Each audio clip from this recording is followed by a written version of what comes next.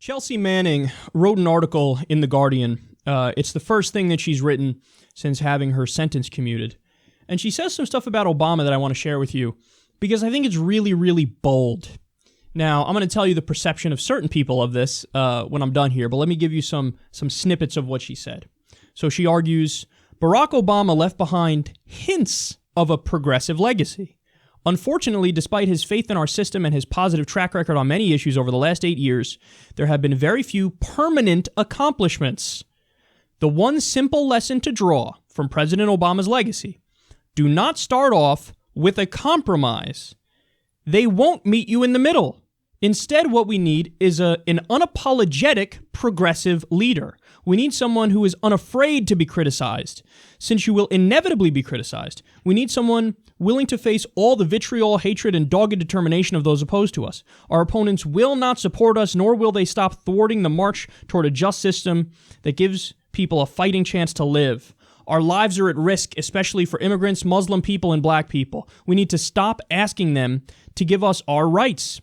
We need to stop hoping that our systems will right themselves. We need to actually take the reins of government and fix our institutions. We need to save lives by making a change at every level. Okay. So, even though I know this isn't the case, it sounds like Chelsea Manning's been listening to SecularTalk. I don't know what her situation was with internet access when she was in prison. She still is. Her sentence was commuted, but she hasn't been released yet.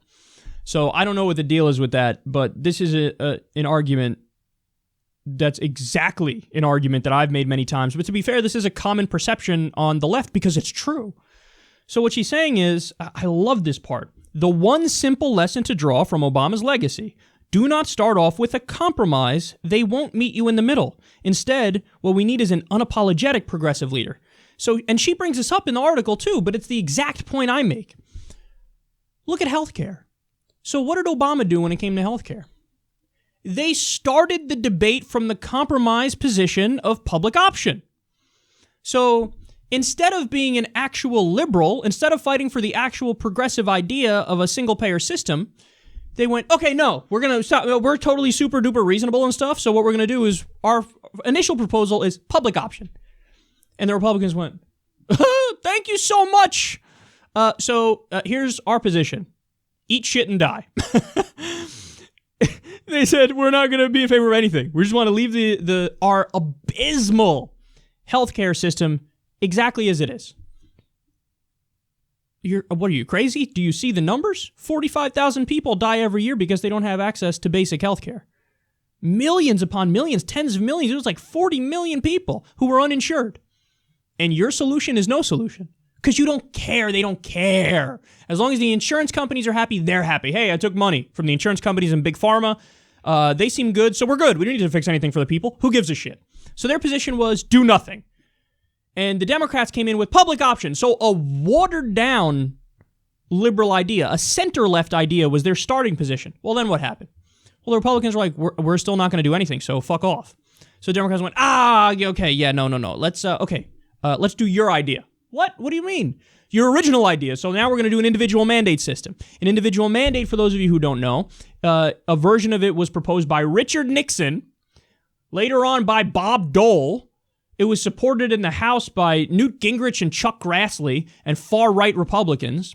And the Heritage Foundation, a right-wing think tank, wrote policy papers about the individual mandate system, praising it, describing how this is our answer, the right-wing answer, the Republican answer to the Democratic idea, which is a single-payer system.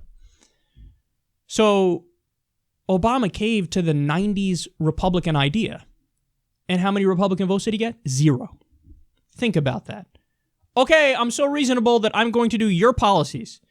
The people elected a Democrat, I will do the Republican policies, snubbing the people and what's supposed to be my values. And the Republicans are like, yeah, still not interested. Even though we came up with the idea, fuck you. We are against you by default. That's not going to change. We're just against you. So with 0 Republican votes, they had a supermajority, so they got it implemented. The Democrats. Now, therein lies the madness of it. I just told you they had a supermajority. If you have a supermajority, why not do single payer? They didn't do single payer because they didn't want to do single payer. Because for Chelsea Manning, I'm going to let her know right now. She probably knows this on some level. Obama was not that progressive. He's not that liberal. Obama, I think in his heart of hearts, is kind of a centrist-y establishment person. So in other words, on social issues, he's going to be way more reasonable than the Republicans. But remember, he wasn't on the correct page all along. When he ran for president in 2008, he wasn't even for gay marriage. He was for civil unions. So, but he's still, either way, he's going to be much better, much more sane on the social issues. But on economic issues, he's a 50-50 kind of guy. Hey, sometimes we'll do a somewhat liberal idea. Look at my overtime rules. Isn't that good? And sometimes we'll go in a total right-wing direction. So you have somebody who comes out of the mold of the New Democrats, which was Bill Clinton's philosophy. Triangulation, which was Bill Clinton's philosophy. The idea of, I'm above the fray, I'm so reasonable that sometimes I agree with Republicans, sometimes I agree with Democrats, and so I'm a president for all Americans. But the problem with that is, if you're agreeing with the Republicans and the Democrats in Washington, you're agreeing to screw the American people, because that spectrum is so far off to the right and so corporatist that you think you're being high-minded and reasonable, but you're just being a sellout. So if you look at the actual opinion polls and you agree with Republicans and Democrats, you're probably going to be reasonable, because a majority of Republicans and Democrats want a universal background check on gun purchases. A majority of Republicans and Democrats want to raise the minimum wage. A majority of Republicans and Democrats believe in almost completely Bernie Sanders' platform. A lot of people don't know this, but during the primary, Bernie Sanders not only won people who described themselves as more liberal, he won people who described themselves as more conservative. Because they don't even realize, they think they're really conservative, but when you go issue by issue, it turns out they're very social democratic in their policy beliefs. They don't want to cut Social Security. They don't want to cut Medicare. You know, they want unions and a living wage, but they call themselves conservative.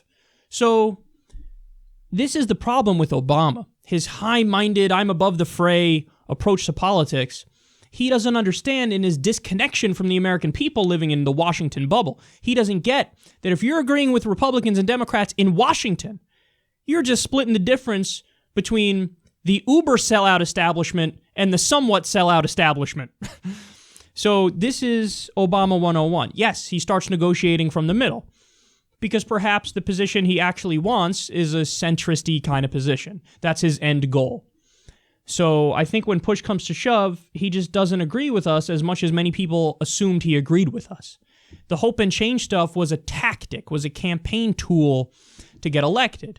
But is this somebody who genuinely wanted to get money out of politics, for example? No, he won in that system twice. Why would he want to get rid of that system, which picked him to be the lead guy? He doesn't want to do that, and the proof is in the pudding. He did nothing for money in politics. He did nothing to try to get money out of politics. The main issue, the main virus in our politics, he was, what are you talking about? I don't know what you guys mean. That's not even my thing. Like, I'm not even down for that. So he's not as progressive as many people thought he was. He's not as liberal as many people thought he was. He's kind of a centrist-y guy. Now, that doesn't mean you don't give him credit when he deserves it. We've given him credit when he deserves it. The Iran deal, the Cuba deal, the overtime rules, so on and so forth. But then there are things where you go, oh, you're a ridiculous human being. Mr. Hope and Change, so I did more interventions than George Bush. Hope and Change, so I expanded NSA spying. So the problem is, he is the Bill Clinton mold of a Democrat. He is a neoliberal, centrist, corporatist establishment guy. So now it's time to take those kinds of Democrats and say, be gone with you in the party. Because it's time for the Bernie wing, the Justice Democrats, to take over and bring the party back to where it's supposed to be. But Chelsea Manning, I believe, is correct. Her breakdown of the situation is accurate. Obama oftentimes started with a compromise, so you're never going to get actual liberal ideas when you concede up front.